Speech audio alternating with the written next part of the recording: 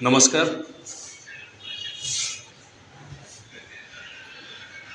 भारतीय संस्कृतीचा जयघोष करून त्याची पताका विश्वमंदिराच्या कळसावर रोवणाऱ्या, सनातन वैदिक हिंदू धर्माचं स्तवन करून त्याचा महिमा संपूर्ण जगाला समजावून सांगणाऱ्या, गगनाला भिडलेलं महाभारत, युवकांचं चिरंतन प्रेरणास्थान, वक्ता दश सहस्रेषु आणि त्रिखंड कीर्ती तत्ववेत्ता अशा अनेक बिरुदावली तथा उपाधी प्राप्त असणाऱ्या, भारतीय संस्कृतीचं संपूर्ण वैभव हे सांगत असतानाच सनातन वैदिक हिंदू धर्माचंही महत्त्व जगाच्या, भारताच्या, देशाच्या सगळ्या कानाकोपऱ्यामध्ये वाऱ्यासारख्या पसरवणाऱ्या आणि मुळामध्येच पूर्ण भारतामध्येच नव्हे तर अखिल मानवजातीसाठी एका महान अशा विश्वधर्माची नवीन सांगड घालणाऱ्या, सुप्रसिद्ध तत्त्वज्ञ असणाऱ्या, जगप्रसिद्ध वक्ता असणाऱ्या, सिद्धहस्त वरदहस्त लेखक आणि कवी असणारा,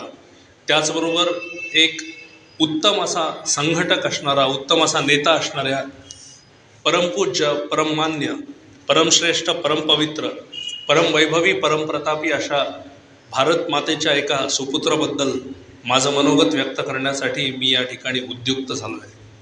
आपण सर्व जाणताच त्या सुपुत्राचं, महान पुत्राचं नाव म्हणजे स्वामी विवेकानंद. स्वामी विवेकानंद हे नाव उच्चारल्यानंतर आपल्या अणुरेणूंमध्ये, नसानसांमध्ये, धमन्यांमध्ये, शिराशिरांमध्ये एक प्रकारचा उत्साह संचारतो.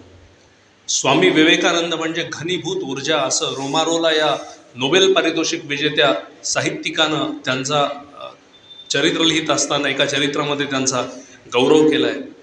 त्याच्या पलीकडे जाऊन टॉल्स्टॉय यांनी स्वामी विवेकानंद यांच्या सुप्रसिद्ध अशा इंग्रजी कवितांचं, इंग्रजी भाषणांचं, साहित्याचं प्रचंड कौतुक केलं आहे.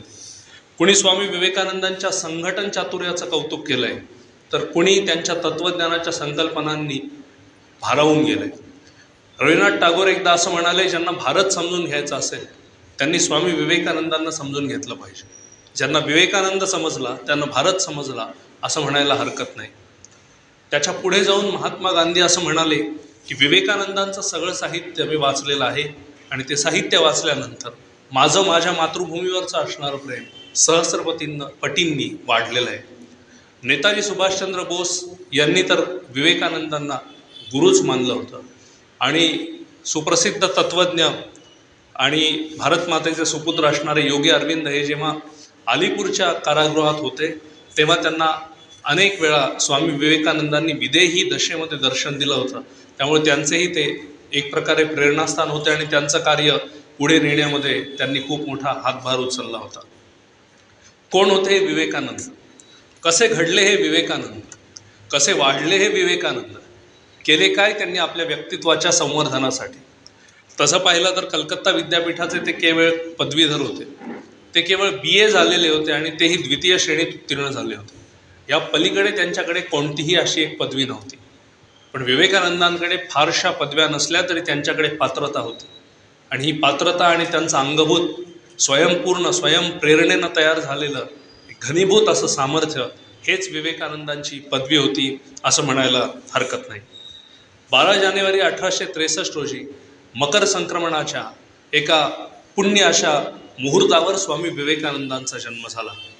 आज स्वामी विवेकानंदांचा जन्म होऊन जवळपास 160-70 वर्षांपेक्षा जास्त कालावधी लोटलेला आहे. तरीसुद्धा विवेकानंद जयंती म्हटल्यानंतर मकर संक्रमणाचा तो उत्सव आणि त्या उत्सवामुळे अंगात संचारलेला उत्साह आणि त्यातच विवेकानंदांचा जन्म व्हावा हे एक खूप मोठं आगळं वेगळं असं दुग्ध शर्करा योग आहे असं म्हणायला हरकत नाही. विवेकानंदांचे वडील हे विश्वनाथ बाबू दत्त हे कलकत्त्यामधले, बंगालमधले सुप्रसिद्ध वकील होते. त्यांना इंग्रजी, हिंदी, फारसी, संस्कृत, बंगाली, उर्दू वगैरे अशा अनेक भाषा अवगत होत्या आणि त्या भाषांचं त्यांना योग्य प्रकारे ज्ञान होतं.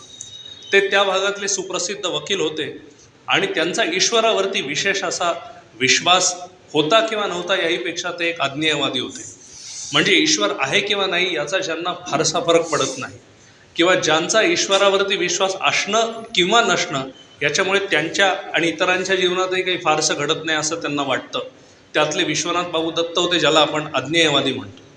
विवेकानंदांचे आजोबा दुर्गाचरण दास दत्त हे वयाच्या 25शीमध्येच विरक्त होऊन हिमालयामध्ये संन्यस्त होऊन निघून गेले होते. विवेकानंदांच्या मातोश्री मात्र विवेकानंदांच्या वडिलांच्या विरुद्ध होत्या. विवेकानंदांचे वडील ज्याप्रमाणे अज्ञेयवादी होते त्याच्या अगदी विरुद्ध विवेकानंदांच्या मातोश्री होत्या. विवेकानंदांच्या मातोश्री या शिवाच्या भक्त होत्या आणि शिवाच्या तपश्चर्येमुळेच, आपण शिवाच्या केलेल्या तपश्चर्येमुळेच आपल्याला विवेकानंद प्राप्त झालेले आहेत असं त्यांचं मत होतं. त्यांनी शिवाची बरीच आराधना आणि तपश्चर्या केली होती आणि शिवाचं तेज असलेला एक शिवपुत्र माझ्या पोटी जन्माला यावा म्हणून त्यांनी अनेक नवस देखील घातले होते आणि त्याची देखील एक परिणती म्हणून विवेकानंदांचा जन्म व्हावा हा देखील एक फार मोठा योग म्हणायला हरकत नाही. मग विवेकानंदांच्या घरातलं प्रत्येक व्यक्तिमत्व एका वेगळ्या उंचीचं एक शिखर होतं. विवेकानंदांचे आजोबा हे संन्यस्त आणि विरक्त होते. विवेकानंदांचे वडील हे अज्ञेयवादी होते. विवेकानंदांच्या आई या स्वतः देवावरती पूर्णतः विश्वास ठेवणाऱ्या आणि रामायण, महाभारत तथा श्रीकृष्ण, वेद पुराणातल्या अनेक कथा, त्यांचे संस्कार विवेकानंदांवर करणाऱ्या होत्या. आणि विवेकानंद म्हणजे छोटा नरेंद्र हे लहानपणापासून एक ईश्वरावरती फारसा विश्वास नसणारा, असा एक सुरुवातीस नास्तिक प्रवृत्तीचा, नंतर आस्तिक प्रवृत्तीचा आणि मग अज्ञेयवादी, त्याच्याही पुढे जाऊन मानवतावादी अशा प्रवृत्तीचा तो एक यशस्वी असा युवक होता. विवेकानंदांच्या घरामध्ये मी म्हटलं तसं बंगाली भाषा बोलली जात असे, उर्दू भाषा ऐकली जात असे, संस्कृत भाषा जाणली जात असे आणि हिंदी वगैरे इतर भाषा, इंग्रजी भाषा यांचाही योग्य प्रकारे अवलोकन त्या सगळ्या घरातल्या लोकांना होतं. विवेकानंदांच्या आई फारशा शिकलेल्या नव्हत्या, परंतु आपल्या पुत्रावर कशा प्रकारचे संस्कार करावे हे भारतातल्या आयांना ज्याप्रमाणे भारतीय संस्कृतीचं त्यांच्यावर एक प्रकारचा जो आशीर्वाद आहे तो आशीर्वाद विवेकानंदांच्या आईवर देखील होता. आणि म्हणून फारशा शिकलेल्या नसताना देखील विवेकानंदांच्या आईने विवेकानंदांना घडवलं होतं. विवेकानंदांचे वडील हे कलेमध्ये, साहित्यामध्ये, संगीतामध्ये, वेगवेगळ्या कलांमध्ये रस घेणारे एक रसिक प्रवृत्तीचे व्यक्ती होते. परंतु आपल्या पुत्रानं आयुष्यामध्ये काहीतरी करावं, त्यानं या भारत मातेचं नाव रोशन करावं अशा प्रकारचा त्यांचाही विचार होता. त्यामुळे विवेकानंदांवर तशा प्रकारचे संस्कार होतच होते. विवेकानंद एक 5-7 वर्षांचे असताना त्यांच्या जीवनामध्ये काही प्रसंग घडत आहेत आणि त्यातून त्यांच्या आयुष्याला एक प्रकारची कशी दिशा मिळते हे आपण समजून घेऊ शकतो. छोटा नरेंद्र अगदी 5-7 वर्षांचा असताना एक दिवस घरामध्ये एक छायाचित्र होतं आणि ते छायाचित्र म्हणजे साधारण श्रीकृष्णाचा आणि अर्जुनाचा फोटो होता. गीता धर्म मंडळच्या आपल्या सगळ्या लोकांना हा फोटो फारसा काही नवीन नाही आहे. श्रीकृष्ण सारथ्य करतायत, रथाच्या तिथे बसलेले आहेत, मागे अर्जुन बसलेले आहेत आणि तो रथ पुढे चाललेला आहे, असं ते साधारण चित्र होतं. ते चित्र पाहिल्यानंतर विवेकानंदांच्या वडिलांनी साधारण विवेकानंदांना विचारलं की तुला मोठेपणी कोण व्हायचं आहे नरेंद्र? त्यावेळेस नरेंद्र म्हणाला, मला मोठेपणी एक सारथी व्हायचं आहे आणि बग्गी जी असते ती बग्गी मला चालवायची. म्हणजे लहान मुलांना वेगवेगळी स्वप्न पडतात. उदाहरणार्थ कुणी बसमध्ये गेलेलं असतं, कंडक्टरचे पैसे आणि त्याच्याकडची तिकीटं पाहून तो कंडक्टरच त्यांना आपलासा वाटायला लागतो आणि मला पुढे कंडक्टर व्हायचं आहे असं कोणीतरी सहजगत्या सांगू लागतं. अगदी त्याच पद्धतीनं नरेंद्रानं सांगितलं की मला शेवटी पुढे भविष्यामध्ये बग्गीवाला व्हायचं आहे. हे पाहताच व्यवहारी वृत्तीचे वडील चिंतेत पडले आणि त्यांना आश्चर्य वाटलं, एक प्रकारची चिंता वाटली की माझ्या मुलानं बग्गीचा चालक व्हावं, वाहक व्हावं हे काही विशेष नाही, हे त्यांना रोचणार नव्हतं. त्यावेळेस ते थोडेसे नाराज झाले. त्यावेळेस विवेकानंदांच्या आई पुढे येऊन उद्गारल्या की नरेंद्र, हरकत नाही, तुला चालक व्हायचं असेल, वाहक व्हायचं असेल, सारथी व्हायचं असेल तर हो, मात्र श्रीकृष्णासारखं सारथी हो, ज्याने जगाच्या रथाचं सारथ्य केलं असं तू सारथ्य करणारा सारथी हो. अशा प्रकारचे एक छोट्या छोट्या प्रसंगातले वेगवेगळे विचार नरेंद्रापुढे येत होते आणि त्यांच्या जीवनाला कलाटणी मिळत होती. अगदी 7-8 वर्षांचा, 1-2 वर्षांनंतरचा प्रसंग असा की नरेंद्राच्या घरामध्ये उंची लोक येत असत. कुणी वकील असे, कुणी प्राध्यापक असे, कुणी नेता असे, कुणी पत्रकार असे, वगैरे वगैरे, कुणी साहित्यिक असे. तर त्यांच्यासाठी ओढण्यासाठी त्या काळात 100-200 वर्षांपूर्वी असणारी चिलीम ज्याला आपण म्हणतो किंवा हुक्का ज्याला आपण म्हणतो, ते हुक्के ठेवलेले असत आणि त्या हुक्क्यांकडे बघून ते लोक आल्यानंतर सहज गप्पा मारताना ते हुक्के ओढत असत. आज फारसं असं होताना दिसत नाही, पण पूर्वी बंगल्यांमध्ये, उंची घरांमध्ये राहणाऱ्या लोकांकडे उंची अत्तरं, उंची वस्त्रे यावर हुक्के देखील ठेवलेले असत. तसं त्यांच्या घरी इथे असे. ते हुक्के बघितल्यानंतर एक दिवस नरेंद्र त्या खोलीमध्ये गेला. वडील नसताना वडिलांच्या अनुपस्थितीमध्ये 2-4 हुक्के त्याने घेतले आणि ते ओढून पाहण्याचा प्रयत्न केला. त्यावेळेस वडील आले आणि वडिलांनी त्याला विचारलं की बाबा तू हे काय करतोयस. त्यावेळेस नरेंद्र म्हणाला की मला असा प्रश्न पडतोय की तुम्ही मुस्लिमांसाठी वेगळे हुक्के, दलितांसाठी वेगळे हुक्के, सवर्णांसाठी वेगळे हुक्के, हरिजनांसाठी वेगळे हुक्के ठेवले. मी सारे हुक्के ओढून पाहिलेले आहेत. या साऱ्या हुक्क्यांची चव एकच आहे. जर यांची चव एकच असेल तर जाती जातींमध्ये, धर्माधर्मांमध्ये उच्च नीच असा भेदभाव करणारे हे वेगवेगळे हुक्के का. त्यावेळेस नरेंद्राचे वडील देखील हतबद्ध झाले, निरुत्तर झाले. त्यांच्याकडे कुठलंही उत्तर नव्हतं. काही महिन्यानंतरच घरामध्ये सहज नरेंद्र असा बसलेला असताना कोणीतरी एक याचक त्या ठिकाणी आला असं म्हणतात आणि त्याने काहीतरी मागितलं. वडिलांनी नरेंद्रासाठी जी आणली होती काश्मीरवरनं उंची अशी तलम वस्त्र असणारी एक शाल आणली होती. ती शाल नरेंद्राने घेतली आणि सहजगत्या ती त्या याचकाला किंवा भिकाऱ्याला आपण म्हणू त्याला देऊन टाकली. की शेवटी जगासाठी एक प्रकारचं कणव, एक प्रकारची दयावान वृत्ती विवेकानंदांमध्ये, छोट्या नरेंद्रामध्ये लहानपणापासून होती. की जे मी बघतो त्यावर मी विश्वास ठेवेल, मी जे दिसत नाही त्यावर विश्वास ठेवणार नाही, किंवा जे माझ्या बुद्धीला पटणार नाही ते मी स्वीकारणार नाही. त्याबरोबरच प्रेम, दया, क्षमा, शांती ही भारतीय संस्कृतीमधली जी मूल्य आहेत या मूल्यांचा पुरस्कार करत नरेंद्राचं आयुष्य पुढे जात होतं. आणि वेगवेगळ्या विषयांवर नरेंद्राचं चिंतन, वाचन प्रचंड चाललेलं असे. विवेकानंद जेव्हा शाळेत किंवा पुढे जेव्हा महाविद्यालयामध्ये होता तिथे असताना विवेकानंदाने त्या काळातले किंवा त्याच्या अलीकडच्या काळातले 100-200 वर्षातले अनेक तत्त्वज्ञ, त्यांची पुस्तकं, त्यांचे ग्रंथ हे अथपासून इथपर्यंत पूर्णतया वाचून काढलेले होते. त्याने सॉक्रेटिस, प्लेटो, ॲरिस्टॉटल, रुसो ह्यांचं उत्तम असं वाचन केलं होतं. आणि त्याबरोबरच असणारे ह्यूम, कांट वगैरे वगैरे असे जे अनेक तत्त्वज्ञ होते, त्याबरोबर शेक्सपियर असेल, जॉन डन असेल किंवा त्या काळातले जे चॉसर वगैरे त्याच्या पूर्वीचे जे कवी साहित्यिक होते त्याचंही त्यांनी उत्तम असं वाचन केलं होतं. ब्रिटानिका नावाचा जो विश्वकोश आहे त्या विश्वकोशाचे सगळे खंड नरेंद्राकडे होते आणि अनेक खंड त्याने जे वाचले होते त्यातला काहीसा भाग त्याला मुखोद्गत होता. म्हणजे कोणीतरी असं सहज त्याने ग्रंथालयामध्ये पुस्तक घेतलं आणि काही वेळा ते देऊन टाकलं. त्यावेळेस ग्रंथपालाने विचारलं की वेळ घालवण्यासाठी, ज्याला आपण टाईमपास म्हणतो, वेळ जात नाही म्हणून पुस्तकं घेत असेल तर ही पुस्तकं घेण्याची तू गरज नाही. त्यावेळेस नरेंद्राने सांगितलं की यातलं कुठलंही पान उघडा आणि मला विचारा, मी तुम्हाला त्यातल्या उतार्यांचं मुखोद्गत वाचन करून दाखवेल. आणि नरेंद्राने ते करून दाखवलं. त्यावेळेस तिथे असणारे ग्रंथपाल देखील शेवटी निरुत्तर झाले की आता काय म्हणावं हे त्यांना कळत नसे. नरेंद्राचं एक वैशिष्ट्य सांगता येत असे की नरेंद्र जेव्हा वाचत असे तेव्हा अगदी काही काळामध्ये, म्हणजे असं एक उदाहरण बघा की एखादं पान आहे, त्या पानावर समजा 500 शब्द आहेत. ते 500 शब्द वाचण्यासाठी कमीत कमी 2-4 मिनटं आपल्याला लागतील. मात्र विवेकानंदांसाठी व नरेंद्रासाठी अगदी 10-15 सेकंदांमध्ये अशी वरून खाली नजर फिरल्यानंतर ते होत असे. आणि पुढे गेल्यानंतर त्यांना कोणीतरी विचारलं किंवा याचं कारण काय, तेव्हा त्यांनी सांगितलं की ब्रह्मचर्याचं मी आयुष्यभर पालन केलेलं आहे आणि त्यामुळे माझं मन आसक्त नाही, माझी एकाग्रता क्षणार्धात होऊ शकते. तुम्ही हे कराल तर तुमचं सुद्धा हे सगळं होऊ शकेल. हे काही दैवी गुण वगैरे आहे असं नाही. तर अशा प्रकारचं आयुष्य नरेंद्राचं पुढे जात होतं.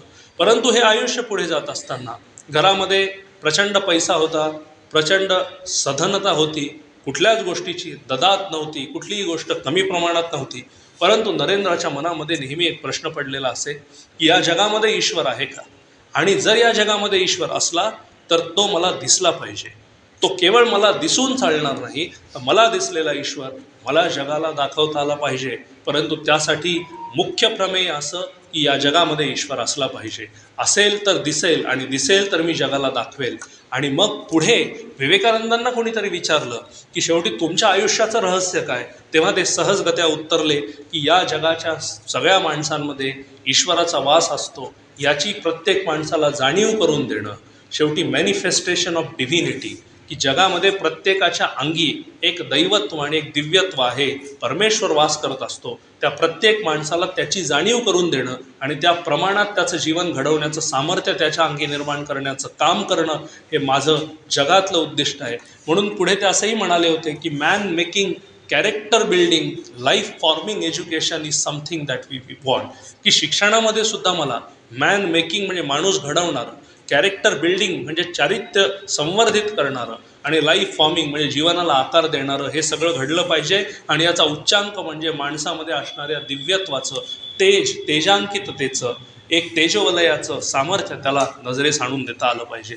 परंतु हे सगळं करण्यासाठी शेवटी ईश्वराचं मला एक प्रकारचं असेल तो, तर माझ्यावर त्याची कृपाही झाली पाहिजे, मला तो दिसलाही पाहिजे आणि मला तो सगळ्यांना दाखवता आला पाहिजे वगैरे वगैरे.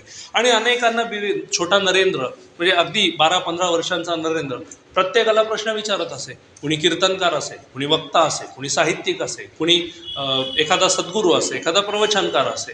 तुम्ही ईश्वराबद्दल एवढं सगळं बोलता, तुम्ही मात्र ईश्वर पाहिलेला आहे का? आणि तुम्ही जर तो पाहिलेला असेल तर तुम्ही मला त्याचं दर्शन घडवू शकाल का? मात्र माझ्यासारखे अनेक वक्ते, अनेक प्रवचनकार, अनेक कीर्तनकार येत असत, शुष्क भाषेत भाषण करून, प्रवचन करून निघून जात असत. मात्र ते सगळे नरेंद्राला शेवटी हेच सांगत असत की आम्ही दुर्दैवाने आज पावे तो ईश्वर पाहिलेला नाही. मग वर्गामध्ये एक दिवस असंच प्रोफेसर हे त्या काळात इंग्रजीचे प्रोफेसर रजेवर असताना प्राचार्य हेस्टी, प्रिन्सिपल हेस्टी वर्गामध्ये तास घेण्यासाठी आले. तास घेण्यासाठी आलेले असताना त्यांनी वर्ड्सवर्थ या सुप्रसिद्ध इंग्रजी कवीची एक एस्कर्शन नावाची एक कविता त्यांनी शिकवायला घेतली. एस्कर्शन या इंग्रजी शब्दाचा अर्थ असा की आपण प्रवासाला जातो आणि प्रवासाला जात असताना भान विसरून, देहभान विसरून आपण सृष्टीचं अवलोकन करत असतो, पाहत असतो की बाबा झाड किती सुंदर आहे, निसर्ग किती सुंदर आहे, यामध्ये मला माझं प्रतिबिंब दिसतं का, वगैरे वगैरे वगैरे. तर त्यामध्ये एक्स्टसी नावाचा एक शब्द आला. एक्स्टसी या शब्दाचा अर्थ असा आहे की एखादी गोष्ट आपल्याला जेव्हा अनुभवायला येते त्या अनुभवाच्या वेळेस आपल्याला एक वेगळीच अनुभूती येते आणि ती अनुभूती ही आनंदाच्या, शब्दांच्या, सगळ्या गोष्टींच्या, भावनांच्याही पलीकडची असते. जी फक्त आहे हे आपण जाणतो, आपल्याला माहीत असतं, परंतु ते शब्दांमध्ये फारसा तो आनंद व्यक्त करता येत नाही. अशा प्रकारची एक वैश्विक अशी अनुभूती काही लोकांना येत असते. त्या संदर्भामध्ये ते कवी सांगत होते. आणि मग सहजगत्या ते सांगून गेले की अशा प्रकारची अनुभूती, की जी अनुभूती शब्दांच्या पलीकडची आहे, एक वेगळी अशी भावावस्था आहे, अशी अनुभूती या कलकत्त्यामध्ये दक्षिणेश्वराच्या तिथे कालीदेवीच्या मंदिरामध्ये पूजा करणाऱ्या आणि देवीच्या मंदिरामध्ये सातत्यानं, देवीच्या उपासनेमध्ये सातत्यानं रममाण असणाऱ्या रामकृष्ण परमहंस नावाच्या एका पुजाऱ्याला ही अशी एक अवस्था लाभलेली आहे असं म्हणतात. तुम्हाला जर त्याचा अनुभव घ्यायचा असेल तर तुम्ही जाऊन भेटू शकाल. त्यावेळेस अधिक माहिती नरेंद्राने त्यांना विचारली आणि सहज डोक्यामध्ये ठेवलं की आपल्याला कधीतरी दक्षिणेश्वराला जायचं आहे. आता काही गोष्टी अशा असतात की त्या गोष्टींची योग्य अशी वेळच यायला लागते.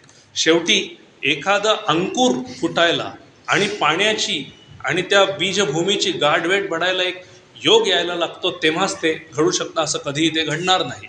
आणि नरेंद्राच्या बाबतीत तसंच घडलं. कुठलासा एक दिवस बघून नरेंद्र सहजगत्या त्या दक्षिणेश्वराच्या मंदिरामध्ये गेला आणि मंदिरामध्ये गेल्यानंतर त्या ठिकाणी काही एक कार्यक्रम चालू होता. रामकृष्ण बसले होते, शिष्य वगैरे बसलेले होते.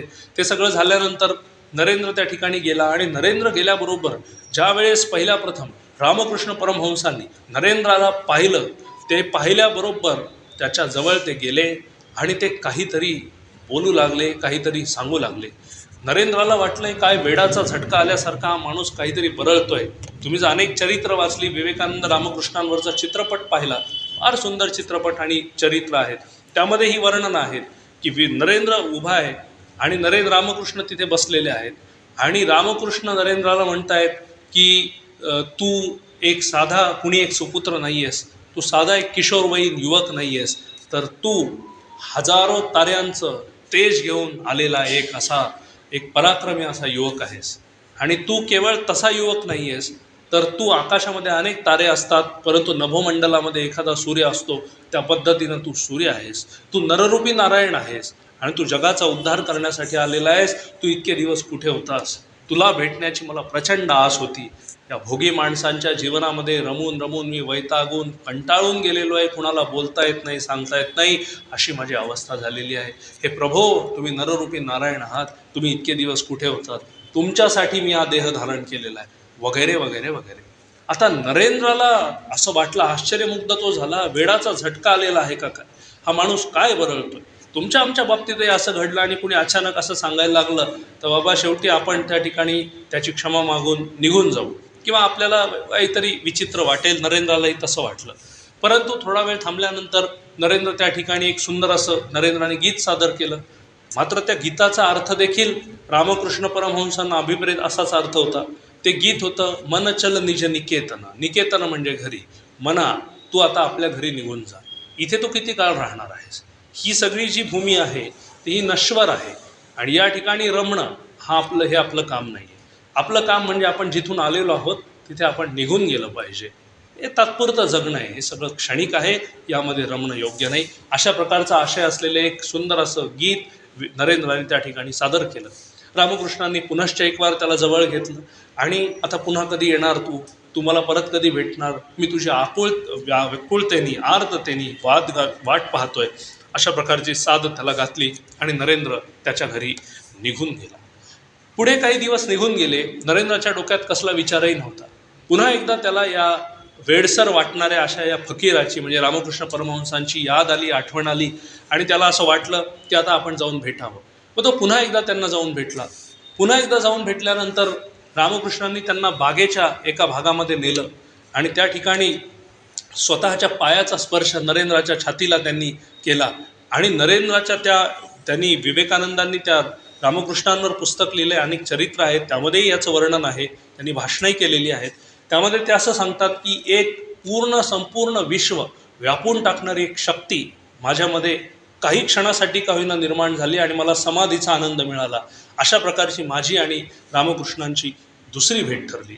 आणि मग तिसरी भेट जेव्हा झाली तेव्हा रामकृष्णांनी नरेंद्राला, बाबा तू कुठून आला आहेस, तुला कुठे जायचं आहे, तुझ्या जगण्याचं उद्देश काय, तुला नेमकं काय करायचं आहे, तुझं नेमकं काय काम आहे वगैरे वगैरे, तू कोण आहेस, अशा प्रकारचे अनेक प्रश्न विचारले आणि त्या भावावस्थेत नरेंद्राने त्या प्रश्नांची उत्तरं दिली. तर अशा गाठीभेटी नरेंद्र आणि रामकृष्णांच्या घडत होत्या. नरेंद्र हा रामकृष्णांना अगदी पहिल्या भेटीत, आता या अनेक भेटी झाल्या, मात्र पहिल्या भेटीत त्याने प्रश्न विचारला की तुम्ही देव पाहिला आहे का?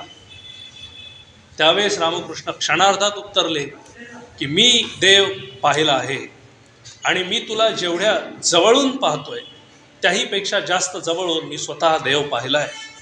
नरेंद्राला आश्चर्य वाटलं की इतक्या वर्षांपासून इतक्या लोकांना तुम्ही देव पाहिला आहे का असा प्रश्न विचारतोय, मात्र कुणीही मला छाती ठोकपणे ठामे ठोकपणे मी देव पाहिला आहे असं उत्तर आज पावे तो देऊ शकलेलं नाही. परंतु रामकृष्णांनी सांगितलं. मग रामकृष्णांना नरेंद्राने लगोलग पुढचा प्रश्न केला की मला त्या देवाचं दर्शन होऊ शकेल का, तुम्ही तो देव मला दाखवू शकाल का?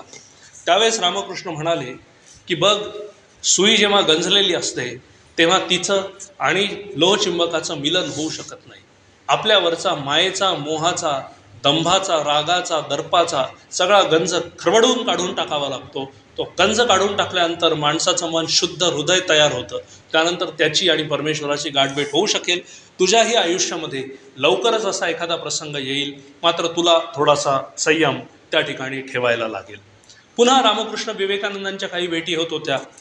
त्यावेळेस नरेंद्राने त्यांना पुढचा प्रश्न विचारला की बाबा तुम्ही असं सांगता की ईश्वर सगळीकडे आहे, जळी स्थळी काष्टी पाषाणी, जनी विजनी आसनी शयनी ध्यानी मनी स्वप्नी, सगळीकडे तो आहे, चराचरामध्ये तो आहे, पानाफुलांमध्ये तो आहे. मग मला असं सांगा की एखाद्या मूर्तीमध्ये त्याची पूजा आपण का करायला पाहिजे, त्याची भक्ती आपण का करायला पाहिजे? मी मूर्तीपूजा मानत नाही, विशेषतः ईश्वरावरतीही माझा विश्वास नाही, पण तुम्ही मार्गदर्शन करावं. त्यावेळेस रामकृष्ण सहजगत्या सांगून गेले की बाबा ईश्वर सगळीकडे आहे हे खरं आहे, परंतु आपली दृष्टी तेवढी व्यापक नसल्यामुळे आपल्याला अशा छोट्या कुठल्या तरी गोष्टीमध्ये ईश्वर शोधावा लागतो. आणि जेव्हा माणसाची दृष्टी पूर्णतया व्यापक होते, पूर्ण जगाला सामावून घेण्याची दृष्टी त्यामध्ये तयार होते, त्यावेळेस त्याला मूर्तीमध्ये ईश्वर बघण्याची गरज भासत नाही. त्याला माणसांमध्ये, चराचरांमध्ये, पाण्यामध्ये, निसर्गामध्ये, झाडा फुलांमध्ये प्रत्येक ठिकाणी ईश्वर दिसू शकतो. परंतु सद्यस्थितीत आपल्याला मूर्तीवरच विसंबून राहायला लागेल. जेव्हा आपली दृष्टी व्यापक होईल तेव्हा आपल्याला तो सिद्धांत अनुभवायला येईल. पुढे काही दिवस जात आहेत. नरेंद्र रामकृष्णांच्या गाठीभेटी होत आहेत. साधारण 1880 पासून 1886 या 6 वर्षांमध्ये अनेक गाठीभेटी रामकृष्ण विवेकानंदांच्या होत आहेत आणि त्यामध्ये विवेकानंद आणि त्यांचे प्रश्नोत्तर होत आहेत. ते प्रश्नोत्तर देखील उपलब्ध आहेत, आपण त्याचा आस्वाद घेऊ शकता. ते नक्कीच तत्त्वज्ञानानं भारलेले परंतु छोट्या छोट्या उदाहरणांनी प्रेरित झालेल्या अशा रामकृष्णांच्या साध्या सोप्या सरळ भाषेतली ती उदाहरणं आहेत. मुख्य म्हणजे विवेकानंद हे खूप शिकलेले होते. विवेकानंदांचं इंग्रजी सुंदर होतं. असंख्य ग्रंथांचं त्यांचं वाचन होतं. तौलनिक धर्माधर्मांचा त्यांनी अभ्यास केलेला होता. उलट पक्षी रामकृष्ण परमहंस हे पूर्णतया निरक्षर होते. त्यांना अक्षर ओळख देखील नव्हती. कुठली पुस्तके फारशी त्यांनी वाचलेली नव्हती. परंतु सदोदित कालीच्या भक्तीमध्ये रममाण असणारा आणि आर्ततेनं कालीला प्रत्येक गोष्टीच्या वेळेस दर्शनासाठी साकडं घालणारा रामकृष्ण नावाचा हा फकीर असणारा गरीब ब्राह्मण पुजारी हा स्वतःच्या प्रेरणेनं, स्वयंभूपणानं, अनुभवाच्या आधारावर जे काही धडे शिकलेला होता तो ते लोकांना समजावून सांगत होता. म्हणजे तुम्ही जर ती प्रश्नोत्तरं पाहिली किंवा इतर भक्तांशी संवाद पाहिला तर आपल्याला त्याची प्रचिती होईल. तुम्हाला उदाहरणादाखल 2-3 मी सांगू शकतो. उदाहरणार्थ कोणीतरी रामकृष्णांना सहज येऊन विचारलं की रामकृष्ण मला असं सांगा की सकाळपासून संध्याकाळपर्यंत वेगवेगळ्या व्यापांमध्ये व्यस्त असल्यामुळे मला स्वतःला ईश्वराची भक्ती करण्यासाठी वेळच मिळत नाही. त्यावर काही उपाय आहे का? कदाचित आपल्या अनेकांना हा प्रश्न पडला असेल. त्यावेळेस रामकृष्णांनी सुंदर उत्तर दिलं की एखादी मोलकरीण 10 घरांमध्ये कामं करते, परंतु स्वतःच्या घरामध्ये ती काही मोलकरीण ठेवते का? तसं होत नाही. ती मोलकरीण स्वतःच्या घरामध्ये काम करते. अगदी तसंच आहे की शेवटी आपण अनेक गोष्टी जरी करत असलो तरी आपल्याला ईश्वरामध्ये रममाण होण्यासाठी आपल्याला स्वतःलाच ते व्हायला लागतं. भाड्यानं एखादा माणूस ठेवता येणार नाही.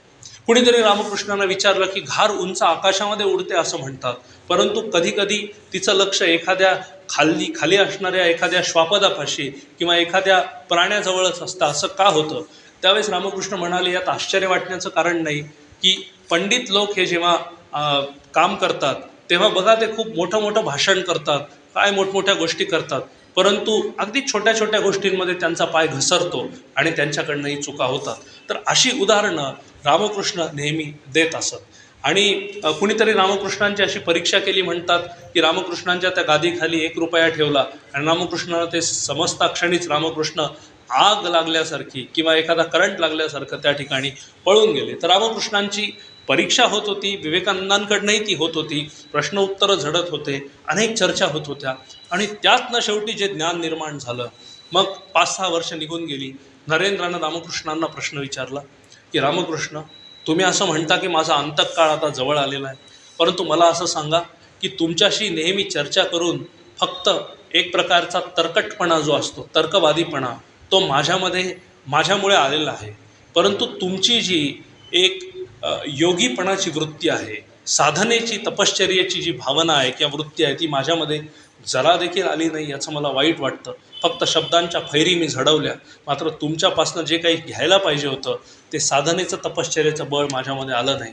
रामकृष्ण सहजगत्या म्हणाले नरेंद्र वाईट वाटण्याचं काहीही कारण नाही की एखादं शेवटी मगाशी मी म्हटलं तसं बीज असतं, त्या बीजाची किंवा काडी असते, त्या काडीमध्ये मुळामध्ये अग्नी असतोच. फक्त काड्या पेटीची आणि त्या काडीची त्या गुलाची आणि तो फॉस्फरस ज्याच्यामध्ये असतो आणि ती काडेपेटी जी असते त्यांची गाठभेट व्हावी लागते आणि अगदी त्याप्रमाणे तो अग्नी प्रज्वलित होत असतो. म्हणून तुझ्यामध्येही ही सगळी साधना आहे, तपश्चर्या आहे. योग्य वेळ आल्यानंतर ते सगळं प्रगट होईल. तुला काहीही चिंता करण्याचं कारण नाही. असे काहीसे दिवस जात होते. रामकृष्ण आणि परमहंस आणि विवेकानंद यांच्याबद्दल विवेकानंदांवरच्या चरित्रात्मक भाषणामध्ये याहीपेक्षा जास्त सांगायला पाहिजे. खरं म्हणजे वेळेअभावी आपण ते करू शकणार नाही. मात्र मागे मी एक 5-6 वर्षांपूर्वी रामकृष्णांवर भाषण दिलं होतं. रामकृष्णांवरच्या त्या भाषणात देखील मी विवेकानंद रामकृष्णांचा जो संबंध होता तो उद्धृत करण्याचा प्रयत्न केला होता. इथेही ते करायला लागतं. याचं कारण म्हणजे विवेकानंद शेवटी प्रतिबिंब होते. त्या प्रतिबिंबाचे जे बिंब होते ते म्हणजे रामकृष्ण परमहंस होते. रामकृष्ण परमहंस एखाद्या प्रकाशासारखे होते, विवेकानंद हे त्या सावलीसारखे होते. त्या प्रकाशापासून त्या सावलीला अगदी जसं वेगळं करता येणार नाही, प्रतिबिंबापासून बिंबाला वेगळं करता येणार नाही, विवेकानंद आणि रामकृष्णांची तीच अवस्था आहे. साधारण 5-6 वर्ष त्यांचा संबंध येत होता. या काळामध्ये विवेकानंदांच्या वडिलांचं निधन होत आहे आणि विवेकानंदांच्या वडिलांचं, नरेंद्राच्या वडिलांचं, विश्वनाथ बाबूंचं निधन झाल्यानंतर मग आता असं म्हणतात की बाबा शेवटी नातेवाईक असतात तरी कशासाठी? नाते गोते म्हणजे शेवटी काय, जी माणसं गोत्यात आणतात त्यांना शेवटी नाते गोते असं म्हणतात. आणि शेवटी नातेवाईक हे केवळ नातेवाईक नसतात तर जे शेवटी तऱ्हेवाईक असतात, म्हणून त्यांना नातेवाईक असं म्हणायला हरकत नाही. आणि अशी अवस्था विवेकानंदांनी देखील त्यांच्या आयुष्यात अनुभवली. वडील असताना सधनतेची परिस्थिती असताना, प्रचंड पैसा लक्ष्मी अगदी घरामध्ये खेळत असताना त्यांच्याकडे अनेक माणसं नातेवाईक येत असत आणि वडिलांच्या पुढे पुढे करत असत. मात्र आता वडील गेल्यानंतर नातेवाईकांनी अगदी हळूच कुणालाही कळणार नाही या पद्धतीने त्या घरावर आणि संपत्तीवर दावा ठोकायला सुरुवात केली की वडिलांनी माझ्याकडनं ते जिवंत असताना, तू लहान असताना बरेचसे पैसे घेतले होते. कुणीतरी म्हणालं ही जागा माझ्या नावावर होती. अनेक महान लोकांच्या घरामध्ये घराघरामध्ये आपण संपत्तीवर जे वाद असतात ते बघतो. ते वाद त्या काळी होते. शेवटी मानवी प्रवृत्ती असणारच आहे आणि ते वाद जगाच्या अंतापर्यंत राहणार आहे. शेवटी महाभारत असेल, रामायण असेल, काही असेल, प्रवृत्ती त्याच होत्या, आजही त्याच प्रवृत्ती आहेत. त्यामुळे हे शाश्वत मूल्य असणार. विवेकानंदही त्याला शेवटी अपवाद ठरले नाहीत आणि त्यांच्या बाबतीत असे प्रसंग घडले. आणि मग शेवटी सधनतेची परिस्थिती असताना अचानक चित्र बदललं. म्हणून ही वेळ कुणावरही, विवेकानंद सांगायचे, ही वेळ कधीही कुणावरही येऊ शकते. एखादा प्रचंड श्रीमंत माणूस क्षणार्धात मोडकळीस येऊ शकतो. एखादा साधा गरीब माणूस हा केव्हाही आयुष्यामध्ये वर जाऊ शकतो. त्यामुळे कुठलीही स्थिती कायम राहत नसते. परिवर्तन हा संसाराचा नियम असतो. परंतु हे सगळं अनुभवताना मग नरेंद्र कधी त्याने वकिलीचं काही काम केलं, कधी त्याने ट्रान्सलेटर ज्याला आपण म्हणतो, भाषांतरकार, त्याचं काम केलं, कुठेतरी नोकरी केली, वगैरे वगैरे अनेक कामं त्याने त्या काळामध्ये केली. आणि ताटामध्ये प्रचंड अन्न आणि प्रचंड श्रीमंती, की आता काय काय खाऊ असा प्रश्न विवेकानंदांच्या भावा बहिणींना आणि घरच्यांना पडत असे. मात्र परिस्थिती पूर्णतया बदलल्यानंतर ताटामध्ये काहीही अन्न नाही आणि आता मी काय खाऊ अशा प्रकारची एक अवस्था त्यांच्या घरामध्ये निर्माण झाली. काय काय खाऊ या श्रीमंतीपासून काय खाऊ अन्नाला मोताद झाले. परिस्थिती पूर्णतया बदलून गेली. आणि हे सगळं होत असताना मग शेवटी नरेंद्राची कामं चालूच होती. दिवसभर काहीतरी काम करायचं, 4 पैसे मिळवायचे आणि घरी आल्यानंतर भुकेल्या, हापापलेल्या, उपाशी असणाऱ्या आपल्या भावा बहिणींना जेवू घालायचं आणि आईला मी जेवण करून आलेलो आहे, माझं पोट भरलेलं आहे असं खोटंच सांगायचं आणि फक्त पाणी पिऊन झोपायचं. अशा अनेक रात्री नरेंद्र त्या ठिकाणी काढतोय. साधारण 20-25 वर्षाचं वय असेल. आणि वडील गेल्यानंतर जी अन्नदशा निर्माण झाली. मग शेवटी रामकृष्णांकडे नरेंद्र गेला. रामकृष्णांकडे गेल्यानंतर रामकृष्णांना तो म्हणाला की तुम्ही सगळ्या जगाची चिंता करता, स्वतःला माझे गुरु म्हणवता, मला नररूपी नारायण म्हणवता, इतकं माझं कौतुक करता, परंतु माझ्यावर आलेली ही जी परिस्थिती आहे ती परिस्थिती तुम्हाला बघवते कशी. जर तुम्हाला हृदय असेल, तुम्ही सहृदय असाल, तुम्हाला माझ्याविषयी काही वाटत असेल तर तुम्ही माझ्यासाठी काही का करीत नाही. त्यावेळेस रामकृष्ण म्हणाले, अरे व्यक्तिगत गोष्टींची चिंता दूर करण्यासाठी आपला जन्म झालेला नाही आहे. त्यामुळे एखाद्या व्यक्तीचं फक्त कल्याण करणं हा माझ्या जीवनाचा उद्देश नाही आहे. जगातल्या सगळ्या माणसांचं मूळ कल्याण करणं हा माझा उद्देश आहे. परंतु थोडाफार वितंडवाद झाल्यानंतर ते म्हणाले, हरकत नाही, कालीदेवीकडनं तुझ्यासाठी मी काहीतरी मागण्याचा प्रयत्न करेल, तसं मी फारसं कोणासाठी व्यक्तिगत पातळीवर करीत नाही. त्यावेळेस नरेंद्र म्हणाला, हरकत नाही, मग मी आता काय करावं.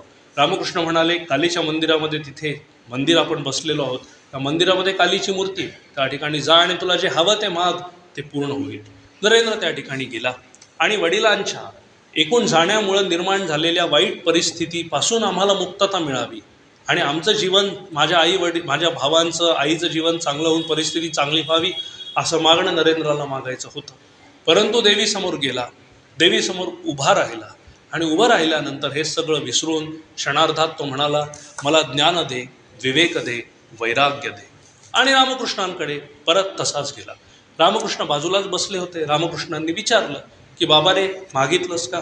त्यावेळेस नरेंद्र म्हणाला, मी मागायला गेलो एक, परंतु झालं भलतंच. मला मागायचं होतं पैसा दे, धन दे, एकूण संपत्ती दे आणि माझ्या आयुष्याचं माझ्या घरच्यांच्या आयुष्याचं कल्याण कर, परंतु मी ज्ञान, विवेक, वैराग्याच्या गोष्टी केल्या. रामकृष्ण म्हणाले, मूर्ख आहेस. देवी तुझ्यासमोर उभी होती, दान देण्यासाठी उत्सुक होती आणि काय विवेक वैराग्याच्या गोष्टी तू केल्या. जा, तुझ्या घरच्यांचं दुःख दूर व्हावं, दैन्य दूर व्हावं म्हणून काहीतरी मागून ये. नरेंद्र त्या आल्यापावली परत गेला. पुन्हा त्याला जे मागायचं होतं ते स्वप्न मनावेगळं हातावेगळं झालं आणि तो सहजगत्या उत्तरला, ज्ञान, विवेक, वैराग्य दे, भक्ती, मुक्ती, शक्ती दे, धैर्य, स्थैर्य, सामर्थ्य दे. पुन्हा रामकृष्णांकडे गेला. पुन्हा तसंच घडलं. 2, 3, 4 वेळा हे घडलं. तेव्हा रामकृष्ण विवेकानंदांना म्हणाले, अरे वेड्या, तुला समजत कसं नाही की तुझा जन्म हा तुझ्या एकूण संसारामध्ये जग बघण्यासाठी झालेला नाही आहे, तर तुझा जन्म हा जगाचा संसार करण्यासाठी झालेला आहे. आणि म्हणून या गोष्टींमध्ये तू अडकून पडू नको. मी काय प्रार्थना मागायची ती मागितलेली आहे, तुझ्या घरादाराचं कल्याण होईल, परंतु तुझं हे उद्दिष्ट नाही. असे साधे सोपे प्रसंग घडत होते आणि रामकृष्ण परमहंस नरेंद्राला म्हणजे विवेकानंदाला एका वेगळ्या मार्गाकडे नेण्याचा प्रारंभ करत होते. पुढे रामकृष्णांचा मृत्यू काळ जवळ आला असं म्हणतात. त्यांना घशाचा कॅन्सर झाला. तिथे असणाऱ्या डॉक्टरांनी सांगितलं की तुम्ही आता जास्त बोलायला नको. त्यावेळेस ते म्हणाले की गळा किंवा घसा बोलण्याचं हे साधन आहे, वाणीचं व्यक्त होण्याचं ते साधन आहे. माझ्या भक्तांना मी त्या पद्धतीनेच काहीतरी सांगू शकतो, मला लिहिता वाचता देखील येत नाही. मात्र हे साधन हे जर बंद झालं तर शेवटी माझ्या आयुष्याला अर्थ असणार नाही, मला न बोलून चालणार नाही. डॉक्टर परत कठोरपणे म्हणाले, तुम्हाला जास्त काळ जगायचं असेल तर तुमचा हा शहाणपणा तुम्हाला बंद करायला लागेल, मी सांगतो ते ऐकायला लागेल. तरी रामकृष्णांनी ऐकलं नाही आणि तो घशाचा कॅन्सर वाढत गेला. शेवटी रामकृष्णांनी सगळ्या शिष्यांना एकत्र केलं आणि नरेंद्रावर ही सगळी जबाबदारी दिली आणि 1886 साली रामकृष्णांचं महापरिनिर्वाण झालं. महापरिनिर्वाण झाल्यानंतर शारदा माता, तो आश्रम, तो मठ आणि काही शिष्य आणि नरेंद्र त्या ठिकाणी राहत असत. सगळी जबाबदारी त्यांनी नरेंद्रावर सोपवली आणि सांगितलं की इथून पुढचं माझं जे काम आहे ते नरेंद्र करेल. आणि बाकी जे सगळे शिष्य होते त्यांना देखील सूचना केली की नरेंद्र सांगेल त्या पद्धतीनं जगाच्या कल्याणाचं काम करण्यासाठी तुम्ही आता पुढे गेलं पाहिजे. आणि मग नरेंद्राचा जो त्याची जीवाची जी काहिली होती ती कमी होईनाशी झाली. कारण वडील तर निघून गेलेच होते, आई बहीण भावांवर एक वेगळी विपन्नावस्था निर्माण झाली होती. परिस्थिती जरा बरी झाली होती, मात्र तरी देखील अनेक संकट होती. रामकृष्ण देखील निघून गेले होते. विवेकानंदांचं नरेंद्राचं कशातच मन लागेन असं झालं. आणि मग शेवटी काही शिष्यांना घेऊन असं त्याने ठरवलं की रामकृष्णांच्या विचारांचा प्रचार आणि प्रसार करण्याच्या हेतूनं आपण भारत भ्रमण करावं, भारतातल्या सगळ्या बाजूंना फिरावं. तिथे गेल्यानंतर आपल्याला आपला देश कळेल, रामकृष्णांच्या विचारांचं प्रसरण आणि प्रचारणसुद्धा होईल आणि त्यातून आपल्या मनाला शांती लाभेल असा त्यांनी निर्धार केला. शारदा मातांकडे नरेंद्र गेला. आता साधारण त्याचं वय 1888-89 म्हणजे साधारण त्याचं वय 24-25 वर्ष असेल. आणि या 24-25 वर्षामध्ये जगाचा संसार करण्यासाठी नरेंद्र निघून जात होता. निघताना त्याला असं वाटलं की शारदा मातांचा म्हणजे रामकृष्णांच्या पत्नींचा म्हणजे आपल्या गुरुमातांचा आशीर्वाद घ्यावा आणि पुढे आपली भ्रमंती सुरू करावी. नरेंद्र त्या ठिकाणी गेला. त्या ठिकाणी गेल्यानंतर शारदा मातांनी आशीर्वाद दिला. देण्यासाठी सहज काहीतरी परीक्षा घ्यावी नरेंद्राची म्हणून त्या म्हणाल्या, हा टेबलावर जो चाकू ठेवलेला ज्याला आपण शेवटी सुरी म्हणतो, ती सुरी मला दे. ती दिल्यानंतर नरेंद्राने ती सुरी घेतली आणि ती शारदा मातांच्या हातात ठेवली. ज्या भागाने आपण कापतो तो भाग स्वतःच्या हातात ठेवला आणि जिथे आपण मूठ धरतो ती मूठ शारदा मातांच्या हातामध्ये दिली. हा साधा प्रसंग होता, परंतु शारदा माता म्हणाल्या की तू जे टोक आहे ते स्वतःच्या हातात ठेवलंस आणि जी मूठ आहेस ती माझ्या हातामध्ये दिली, म्हणजे जगातलं सगळं दुःख स्वतःकडे घ्यावं, परंतु जे काही चांगलं आणि सुख आणि एक चांगल्या पद्धतीचं आहे ते लोकांना द्यावं, ही तुझी वृत्ती यातनं दिसते. संकट स्वतःवर घेणारा परंतु संकटातून जगाला सोडवणारा एक महापुरुष म्हणून जग तुझा उद्या जय जयकार करेल याचा मला विश्वास वाटतो. मला रामकृष्णांचा तू शिष्य आणि त्यांची शिकवणूक जगभर पसरवल्या त्याचा निर्धार व्यक्त केला, त्याचा आनंद वाटतो. तू त्याच्या पात्र झालेला आहेस, हरकत नाही, मी तुला यशस्वी होण्याचा आशीर्वाद देते. आणि मग काही शिष्यांसोबत सुरुवातीला आणि नंतर एकटंच विवेकानंदांनी देशभर भ्रमंती सुरुवात केली. प्रारंभी नरेंद्र म्हणजे आता ते शेवटी वेगवेगळ्या अवस्थांमध्ये ते होते. म्हणजे किशोरवयीन अवस्था असेल, परिव्राजक अवस्था असेल, श्रावक ही अवस्था असेल, असं करत करत देशभर ते फिरत होते. सुरुवातीला राजस्थान वगैरे माउंट आबू या भागामध्ये ते गेले. असं म्हणतात की हिमालय वगैरे या भागातही ते गेले होते आणि श्रीनगर वगैरेलाही ते जाऊन आले होते. राजस्थानमध्येही ते गेले. पुढे ते गुजरातमध्ये आले.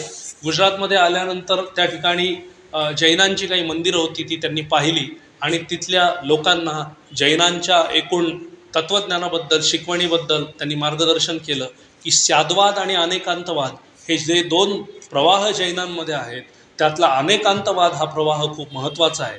स्याद्वाद म्हणजे एक बाजू बघणं, अनेकांतवाद म्हणजे एकाच गोष्टीच्या अनेक बाजू बघणं. म्हणजे समजा एखादी स्त्री असेल तर ती स्त्री ही कुणाची तरी पत्नी आहे, कुणाची तरी मुलगी आहे, कुणाची तरी आई आहे, कुणाची तरी बहीण आहे. एखादं लिंबू असेल, ते लिंबू तुम्ही त्याचा रस करण्यासाठी वापरू शकाल, ते पाण्यामध्ये टाकण्यासाठी वापरू शकाल, भाजीमध्ये टाकण्यासाठी वापरू शकाल. पाणी असेल, पाणी पिण्यासाठी वापरलं जाईल, आंघोळीसाठी वापरलं जाईल किंवा अभिषेक करण्यासाठी वापरलं जाईल. व्यक्ती, गोष्ट, वस्तू एकच असते, परंतु त्याची रूपं अनेक असतात. आणि या अनेक गोष्टी जर एका गोष्टीमध्ये आपण बघायला शिकलो तर जगाचं नेमकं कल्याण होईल. आणि मग हे माझं आणि हे तुझं हे न करता हे आपल्या सगळ्यांचं, आपल्याला अनेक बाजू त्यातल्या दिसायला लागतील वगैरे वगैरे, असं मार्गदर्शन त्यांनी ते केलं. पुढे मग ते गुजरातमध्ये थांबले असं म्हणतात. आणि तिथे थांबून त्यांनी जवळपास वर्षभर वेदांचं अध्ययन केलं, की वेद म्हणजे नेमके काय आहे. आम्ही हिंदू आहोत, आम्ही सनातन वैदिक हिंदू धर्माचे पुरस्कर्ते आहोत, आम्हाला वेद माहीत हवे. आम्हाला जर वेद माहीत नसले तर शेवटी आम्हाला हिंदू आणि वैदिक सनातन म्हणून घेण्याचा अधिकार नाही. म्हणून प्रत्येक हिंदूने वेदांचं वाचन केलं पाहिजे, थोडाफार भाग समजावून घेतला पाहिजे, त्याला ते पुण्य मिळेल, असं विवेकानंदांचं शेवटी चिंतन त्या ठिकाणी होतं. आणि त्यांचं म्हणणं हे होतं की जगातल्या धर्मांमध्ये ख्रिश्चन धर्म, मुस्लिम धर्म, बुद्ध धर्म किंवा जैन किंवा वगैरे वगैरे या सगळ्यांना कुणी एक संस्थापक आहे, परंतु आमच्या अभिमानी हिंदू धर्माला कुणीही एक असा संस्थापक नाही, कुठलाही केवळ एक असा धर्मग्रंथ नाही, कुठलाही एकच असा ईश्वर नाही, कुठला एक असा पंथ नाही. म्हणजे आम्ही मुळामध्येच अनेकांतवादी आहोत. आमचे वेद हे अपौरुषेय आहेत, ते कुठल्या पुरुषाने किंवा स्त्रीने सांगितलेले नाहीत. तर ऋषीमुनी तपश्चर्येला बसलेले असताना, जीवनाचं चिंतन करत असताना त्यांना जे काही ज्ञान झालं ते ज्ञान शेवटी त्यांनी अनुभवाच्या वेदांच्या प्रामाण्यावर निर्माण केलं, त्याला शेवटी आपण वेद म्हणतो. अशा प्रकारचं चिंतन त्यांनी त्या ठिकाणी केलं. मग त्या ठिकाणाहून पुढे निघाले ते मुंबईला, गुजरात वगैरे मार्गे मुंबईला आले. तिथे रामदास छबिलदास नावाचे एक बॅरिस्टर होते, त्यांच्याजवळ विवेकानंद काही काळ राहिले. तिथे राहिल्यानंतर त्यांनी हिंदू लॉ जो आहे, की हिंदू कायदा जो आहे त्याचा अभ्यास केला, की तुम्ही आम्ही हिंदू म्हणवून घेत असू तर आपल्याला त्यातल्या ज्या बारीक सारीक गोष्टी आहेत, कायद्यातल्या छोट्या मोठ्या गोष्टी आहेत, त्या आपल्याला माहीत असल्या पाहिजेत, तरच आपल्याला पुढे न्याय वगैरे या गोष्टींमध्ये काही गरज पडली काही काम करता येईल. मुळामध्ये त्यांना त्याची समज होती, त्यांचे वडील वकील होते आणि विवेकानंदांचा कायद्याचा देखील अभ्यास होता. मी मगाशी म्हटलं तसं त्यांचं घर जेव्हा त्या घरावर जेव्हा जप्ती आली होती तेव्हा ते स्वतः ती केस लढले होते आणि सनद नसताना ते केस लढले होते. आणि त्यांनी जो युक्तिवाद केला होता तो पाहून त्या न्यायाधीशांनी त्यांना ते घर परत केलं होतं. आणि तेव्हा सांगितलं होतं की जर या युवकाने वकिलीचा अभ्यास केला तर जगातले जे काही मोजके उत्तम असे वकील असतील त्यामध्ये या युवकाची गणना व्हायला हरकत नाही. त्यांना ते थोडंफार ज्ञान होतं, त्या ज्ञानाचा पुढे त्यांनी उपयोग देखील काही प्रमाणात करून घेतला, वाचन चिंतन केलं. आणि पुढे ते मुंबई वगैरे या मार्गे पुण्याला आले. पुण्याला आल्यानंतर अगदी आपल्या या सदाशिव पेठेमध्ये इथे जवळच कुमठेकर रोड, लक्ष्मी रोड वगैरे हा सगळा भाग आहे, तिथे सरदार विंचुरकर यांचा वाडा आहे. तिथे विवेकानंद आणि लोकमान्य टिळक या दोन महात्म्यांची भेट झाली, त्यांची चर्चा चर्वण चिंतन झालं. आणि ते सगळं झाल्यानंतर 4-8 दिवस विवेकानंद इथे राहिले. इथे राहिल्यानंतर त्यांनी काही प्रवचनं वगैरे दिली. ती पाहिल्यानंतर लोकमान्य टिळक भारावून गेले आणि त्यांनी विवेकानंदांना विनंती केली. असं म्हणतात की स्वामीजी, असं असतं की जो माणूस ज्या भागातला असतो त्या भागातल्या माणसाला त्याची किंमत नसते. शेवटी तुम्ही इथे राहा आणि मी बंगालमध्ये निघून जातो. का माझं मत असं आहे की माझ्या माणसांना इथे माझं महत्त्व नाही, कदाचित तुमच्या माणसांना तिकडे तुमचं महत्त्व नसेल, आपण दोघंजण हे सगळं बदलूया. विवेकानंदांनीही ते बोलणं हसण्यावरही नेलं. अगदी मुंबईवरनं पुण्याला येत असताना एका साध्या अशा रेल्वेमध्येही त्यांची काही चर्चा चिंतन, तत्त्वज्ञानावर चर्चा वगैरे झाल्याचेही दाखले आहेत. आणि मग पुढे विवेकानंदांनी इथे काही काळ राहावं असं वाटत असतानाच एका रात्री विवेकानंद निघून गेले. लोकमान्य टिळक उठल्यानंतर त्यांना ही वार्ता कळाली, तेव्हा त्यांना थोडंसं वाईट वाटलं, परंतु विवेकानंद हे आपलं काम करण्यासाठी निघून गेले आहेत हे त्यांना पटलं. मग पुढे पुण्याला वगैरे त्यांचं राहणं वगैरे झाल्यानंतर पुन्हा ते कोल्हापूरला, महाबळेश्वरला गेले. महाबळेश्वरला गेल्यानंतर तिथे मोरोपंत जोशी नावाचे एक विद्वान होते. त्यांना विवेकानंदांची त्यांची गाठभेट होणार होती, परंतु ते काही घडलं नाही. परंतु विवेकानंदांना ती हवा बरी वाटली, ते तिथे काही काळ राहिले आणि पुढे ते कोल्हापूरला निघून गेले. कोल्हापूरला गेल्यानंतर शाहू छत्रपती, तेव्हा अगदी 1890 वगैरे या काळामध्ये साधारण शाहू छत्रपती जे होते ते त्यांच्या वतीनं आनंदीबाई महाराज कारभार करत होत्या. आणि मग विवेकानंदांनी तिथेही धर्मप्रसाराचं काम केलं, तिथे काही प्रवचनं वगैरे दिली. आणि मग ते तिथून काही दिवस राहिल्यानंतर राजाराम महाविद्यालयात त्यांनी तत्त्वज्ञानावर व्याख्यानं दिली आणि पुढे ते निघायला लागले. त्यावेळेस तिथे आनंदीबाई महाराज होत्या. त्यांनी विवेकानंदांना अशी विनंती केली की तुम्ही स्वामीजी आता इथून निघून जाणार आहात, माझी अशी विनंती आहे की तुम्हाला काहीतरी भेट मी द्यावी आणि तुम्ही ती भेट स्वीकार करावी. त्यावेळेस काय हवं ते मागा. माणसं हवी असतील माणसं मागा, पैसे हवे असतील पैसे मागा, काही अन्न वगैरे हवं असेल ते मागा, वस्त्र हवी असतील ती मागा. विवेकानंद हे तसे संन्यासी होते आणि ते फारशी कुणाला कुठून आलो काय नाव वगैरे विदेही अवस्थेत काळ काढत होते, कंठत होते. त्यांचं नावही कुणाला त्या ठिकाणी माहीत नव्हतं, म्हणून माणसं त्यांना ती भगवी वस्त्र म्हणून स्वामीजी म्हणत असत. त्यावेळेस ते म्हणाले की मी संन्यासी आहे आणि एखाद्या संन्यासाला तशी कशाची आवश्यकता नसते, परंतु माझ्या खडावा म्हणजे ज्याला आम्ही चपला म्हणतो किंवा पादोका म्हणतो, पादत्राणं या निखळलेल्या आहेत आणि कोल्हापूरची पादत्राणं प्रसिद्ध आहेत असं मी ऐकलं आहे. त्यामुळे तुम्ही जर मला ते देऊ शकाल तर मी तुमचा उपकृत राहील. आणि मग त्यांना काही खडावांचे जोड देण्यात आले. आणि असंच सांगत असताना एक सुप्रसिद्ध विचारवंत मिश्किलपणे मार्मिकपणे असं म्हणून गेले की विवेकानंदांना शेवटी चपला मागून घ्याव्या लागल्या. आमच्यासारख्या वक्त्यांना त्याचा लाभ कधीही आणि कुठेही होऊ शकतो. आणि मग शेवटी कोल्हापूर वगैरे या भागातनं विवेकानंद पुढे जात आहेत. आणि विवेकानंद पुढे गेल्यानंतर ते म्हैसूर वगैरे या भागामध्ये गेले, पुढे कन्याकुमारीकडे जात आहेत. म्हैसूरमध्ये वड्डियार नावाचे जे राजे त्या ठिकाणी होते, तर त्या ठिकाणी विवेकानंदांची पाद्यपूजा वगैरे करण्यात आली.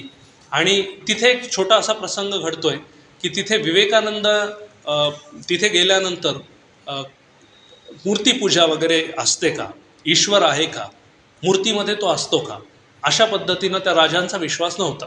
विवेकानंदांचा सुरुवातीला नव्हता, पण रामकृष्णांमुळे त्यांना त्याची प्रचिती आल्यानंतर त्यांचा विश्वास बसला होता. आणि नास्तिक असलेले विवेकानंद नंतर आस्तिक झाले होते. राजांचा तिथल्या तसा काही विश्वास नव्हता. त्यावेळेस ते म्हणाले हे सगळं थोतांडे, माझा याच्यावर विश्वास नाही. विवेकानंद म्हणाले हे सत्य आहे, याची अनुभूती मी घेतलेली आहे, परंतु ते राजे मानायला तयार नाहीत. मग विवेकानंदांनी त्यांच्या शिष्यांना बोलावलं राजांच्या. विवेकानंदांसोबत काही शिष्य, फारसे शिष्य नव्हते. त्यांनी राजाच्या दरबारामध्ये काम करणाऱ्या सेवकाला बोलावलं आणि असं सांगितलं की बाबा हा राजाचा हे छायाचित्र आहे, ते घे आणि त्यावर थुंक. त्यावेळेस तो सेवक नाही म्हणाला. पुन्हा त्यांनी तेच करायला सांगितलं, तो नाही म्हणाला. असं 3-4दा झाल्यानंतर शेवटी विवेकानंदांनी राजाला समजावून सांगितलं की तुम्ही या फोटोमध्ये तुम्ही आहात, हे तुम्ही खरे नाही आहात, हे तुमचं छायाचित्र आहे, मात्र तरी देखील मी याला थुंकायला सांगितलं तर हा करत नाही आहे. याचं कारण असं आहे की तो फोटो म्हणजे तुम्ही, ही त्याची श्रद्धा आहे. मूर्तीपूजेचंही तसंच आहे. ईश्वर त्यामध्ये आहे किंवा नाही हा विषय वेगळा आहे, परंतु करोडो लोकांची जर ती श्रद्धा असेल तर त्या श्रद्धेला छेद देण्याचं आणि त्याला आव्हान देण्याचं काम कुणीही करू नये असं मला वाटतं. आणि पुढे विवेकानंदांचं म्हणणं त्यांना पटलं. त्या प्रसंगातनं विवेकानंद पुढे निघाले. शेवटी म्हैसूर, बेळगाव वगैरे या भागा असं करता करता ते कन्याकुमारीला जाऊन पोहोचले आणि मद्रासलाही मध्ये चेन्नईला गेले. पुढे कन्याकुमारीला त्या मार्गाने ते गेले आणि मद्रासला त्यांच्या विचारांना एक प्रकारचा खूप असा पाठिंबा लोकांचा मिळाला. आता तुम्ही बघा हे सगळं चालू होतं. विवेकानंद इथून निघतायत पुढे म्हणजे असं की मुंबई, गुजरात, मुंबई, पुणे, महाबळेश्वर, कोल्हापूर असं करत करत ते दक्षिणेकडून पुढे श्रीलंका वगैरे, हाँगकाँग, जपान असं करत करत अमेरिकेपर्यंत जात आहेत. हे सगळं जात असताना केवळ एक सहल असावी, पिकनिक करावी हा विवेकानंदांचा उद्देश नव्हता. मागे मी म्हटलं तसं रामदासांसारखं लोक दर्शन, समाजाचं दर्शन, देशाचं भ्रमण आणि यातून देशाचं खरं चित्र काय आहे हे करण्यासाठीचा आपला जो मास्टर प्लान आहे तो विवेकानंद आखत होते. त्यांच्या मनामध्ये त्या गोष्टी चाललेल्या होत्या की माझ्या देशाची ही स्थिती नेमकी कशी आहे आणि इथून मला काय करायचं आहे. आणि विवेकानंद मग शेवटी पुढे जात आहेत. पुढे मद्रासमध्ये त्यांना प्रचंड प्रतिसाद युवकांचा मिळतोय. भारतवर्षाबद्दल, हिंदू धर्माबद्दल, भारतातल्या प्रश्नांबद्दल त्यांच्याशी चर्चा वगैरे होतीये. पुढे ते कन्याकुमारीला जात आहेत. कन्याकुमारीला एकनाथजी रानडे यांनी देशभर फिरून त्यांच्या मदतीनं जे काही शिलास्मारक विवेकानंदांचं तयार केलं, आपल्यापैकी काही जण तिथे गेलेला नसाल तर जायला हरकत नाही. ते जे शिलास्मारक आहे त्या ठिकाणी जो खडक होता त्या ठिकाणी विवेकानंद बसत आहेत आणि तिथे बसल्यानंतर डोळे लावून ते ध्यान करतायत. 3 दिवस ते ध्यानामध्ये बसलेले आहेत. स्वतःला ते विसरून गेलेले आहेत आणि या काळामध्ये ते या देशाचं भविष्य, वर्तमान आणि भूत याबद्दल चिंतन करतायत आणि त्यांच्या मनामध्ये गोष्टी निर्माण होत आहेत की माझ्या देशाचं भविष्य हे उज्ज्वल असेल, परंतु माझ्या देशाचा जो भूतकाळ होता तो अत्यंत उज्ज्वल होता. या देशामध्ये धूर जो असेल तो सोन्याचा निघत होता, अशा प्रकारची वर्णनं आढळतात. आमच्याकडे सगळं काही होतं. पुढे आर्य आले, हूण आले, शक आले, तुर्क आले, मुघल आले, मंगोल आले, सगळ्यांनी देशावर राज्य केलं आणि या देशामध्ये शेवटी जे प्रश्न होते, जातीयता असेल, प्रांतीयता असेल, अंधश्रद्धा असेल, अज्ञान असेल, निरक्षरता असेल, गरिबी असेल, यामुळे या देशाचं नुकसान झालं. परंतु या देशामध्ये एक वैभव होतं आणि ते वैभव या देशाला पुन्हा मिळवून द्यायचं असेल तर माझ्यासारख्यांनी काहीतरी केलं पाहिजे, परंतु याच्यासाठी मला युवकांची फौज मिळायला हवी, असं विवेकानंदांना त्या ठिकाणी वाटून गेलं. 3 दिवस तपश्चर्या केल्यानंतर ते त्या ठिकाणी काही काळ थांबले आणि मग तिथे त्यांना कोणीतरी म्हणालं की बाबा स्वामीजी, अमेरिकेमध्ये एक सर्वधर्म परिषद होते आहे, ती सर्वधर्म परिषद यामध्ये हिंदूंचा प्रतिनिधी कोणीही नाही, तुम्ही त्या ठिकाणी का जात नाहीत? त्यावेळेस स्वामीजी म्हणाले, मला खरं म्हणजे जाण्याची इच्छा आहे, परंतु या हिंदूंना हे माहिती आहे का की यांना एक धर्म आहे? हे हिंदू विसरून गेलेले आहेत, गलित गात्र झालेले आहेत, हिंदूंमध्ये फूट पडलेली आहे, हिंदूंचं धर्मांतरण होत आहे. जातीयता, प्रांतीयता, अज्ञान, निरक्षरता, अंधश्रद्धा यामध्ये पूर्णतः आम्ही खचून पिचून खंगून गेलेलो आहे. कुणालाही स्वातंत्र्याची चाड नाही, पारतंत्र्याची चीड नाही, पराक्रमाची ओढ नाही, कुणामध्ये वन्नी चेतवण्यासाठी तो वन्नी देखील जिवंत नाही, अशी एक मरणासन्न अवस्था माझ्या धर्माची झालेली आहे. मला फार कळकळ वाटते, मला कळवळा वाटतो, माझं हृदय दुःखानं भरून येतं, परंतु मी एकटा फारसं काही करू शकणार नाही. त्यावेळेस कुणीतरी असं सांगितलं की स्वामीजी, आम्ही तुम्हाला मदत करू. मग काही एक निधी वगैरे उभारला गेला असं म्हणतात आणि खेतडीचे राजे अजित सिंग यांनी देखील विवेकानंदांना मदत केली होती. त्यांनी विवेकानंदांना विवेकानंद हे नाव दिलं होतं, कारण विवेकानंदांच्या काही आशीर्वादानंतर त्यांना पुत्रप्राप्ती वगैरे झाली अशी त्यांची भावना होती. आणि मग त्यांनी विवेकानंदांना त्यांची पाद्यपूजा वगैरे करून त्यांना स्वामी विवेकानंद असं नाव दिलं होतं आणि काही निधी पण दिला होता. आणि मग हे सगळं झाल्यानंतर स्वामीजी लगोलग जपान, हाँगकाँग वगैरे या भागांना अमेरिकेला गेले. अमेरिकेला ते गेल्यानंतर तिथे जी सर्वधर्म परिषद होती, साधारण बघा 1492 साली कोलंबसने अमेरिका या खंडाचा शोध लावला आणि 1892 साली 93 साली त्याला जवळपास 400 वर्ष पूर्ण झाली होती. म्हणून अनेक परिषदा भरल्या होत्या की बाबा जगामध्ये काय शोध काय लागलेले आहेत, जगामध्ये आरोग्याच्या संदर्भात काय शोध लागलेले आहेत, शिक्षणाच्या संदर्भात वगैरे वगैरे अशा अनेक परिषदा भरल्या होत्या. आणि म्हणून तत्त्वज्ञानाच्या संदर्भात एक परिषद भरावी की धर्माधर्मांचं चिंतन व्हावं, एकमेकांची तुलना व्हावी आणि त्यातनं एक अभ्यास निर्माण व्हावा, चिंतन निर्माण व्हावं, अशी त्या संयोजकांची साधारण एक अपेक्षा होती. विवेकानंद त्या परिषदेला गेले आणि असं म्हणतात की सप्टेंबर म्हणजे बघा 11 सप्टेंबर 1893 ती परिषद सुरू होणार होती, परंतु अगदी जुलैमध्येच विवेकानंद तिथे जाऊन पोहोचले. आता असं बघा, पुण्यामध्ये अगदी मराठवाड्यातनं, विदर्भातनं, पश्चिम महाराष्ट्रातनं, खानदेशातनं मुलं मुली येतात शिकण्यासाठी.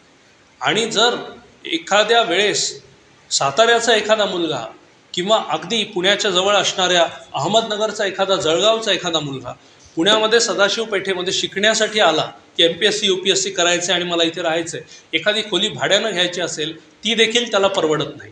विवेकानंद हा एक संन्यस्त तिशीतला माणूस अमेरिकेत जातोय, 2-4 महिने अगोदर जाऊन पोहोचतोय, तो शेवटी तिथे राहील कसा, काय करेल, अशी सगळी परिस्थिती होती. एखाद्या हॉटेलमध्ये विवेकानंद जायचे आणि विनंती करायचे.